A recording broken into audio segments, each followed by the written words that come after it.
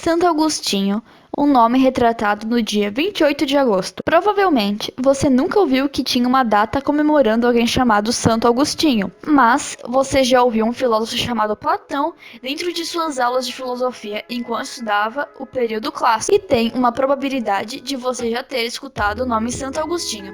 Se não, bem-vindo à aula sobre o padre que criou uma filosofia cristã muito conhecida. Mas se você já ouviu, vamos relembrar. Começando contando quem é Santo Agostinho.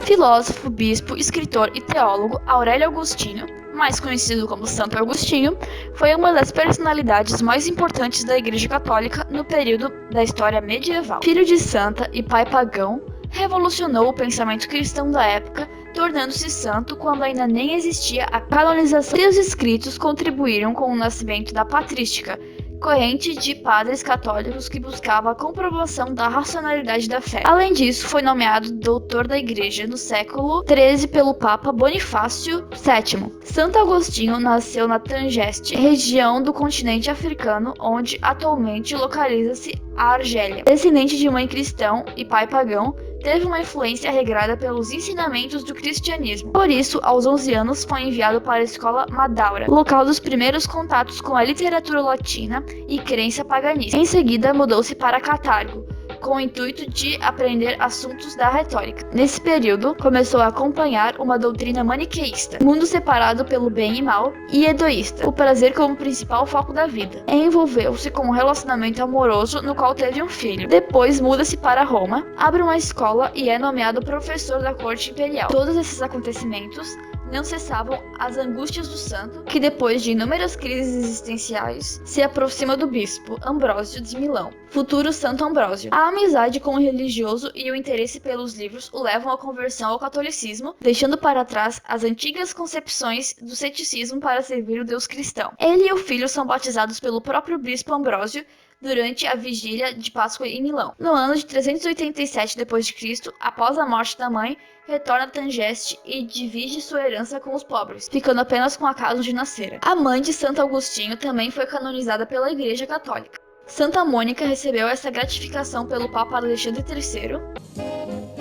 A principal influência de Santo Agostinho foi Platão. Segundo ele, o mundo era dividido em duas esferas, a esfera inteligível e a esfera sensível. O mundo inteligível, segundo ele, era o mundo superior, já que era o mundo da sabedoria e do conhecimento.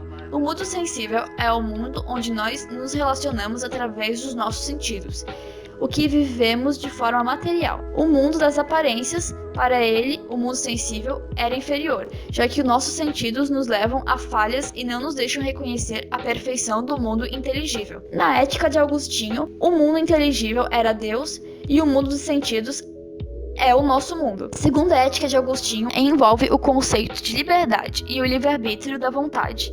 Agostinho rompe com a concepção de liberdade grega, que estava fundamentada em teólogos políticos, com o maniqueísmo, enfatizando que Deus criou o mundo e, partindo disso, não existe mal. Deus é perfeito e não poderia causar mal. Mal ao contrário das ideias de Deus, é a ausência de bem. O homem possui livre-arbítrio, a possibilidade de escolha entre o bem e o mal, o que pode afastar o homem de Deus. É o fator de vontade que muitas vezes leva o homem às escolhas erradas. Afastar-se de Deus significa ir para onde não ser, ir em direção ao mal. É nesse contexto que surge o pecado. Com a vontade do homem e não de Deus, no homem vai em direção ao pecado, sua alma decai e não consegue salvar-se sozinha. Até então que vem a graça para dirigir o homem ao caminho do bem, sem o auxílio da graça reveladora divina. Exercendo somente o livre-arbítrio, o homem ficará condenado em seu livre-arbítrio e acabará escolhendo o caminho do mal. Porém, nem todos recebem a graça, somente os predestinados. O homem não é intelecto, mas também vontade, e esta vontade pode ser influenciado ou vulnerável, desejando coisas ruins.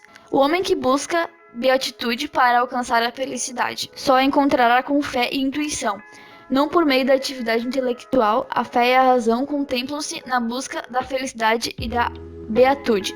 Este trabalho foi feito pela Camila Niburg Purim e Amanda Rosa. Muito obrigado por ter assistido até aqui e eu espero que você tenha aprendido alguma coisa. Beijos e tchau!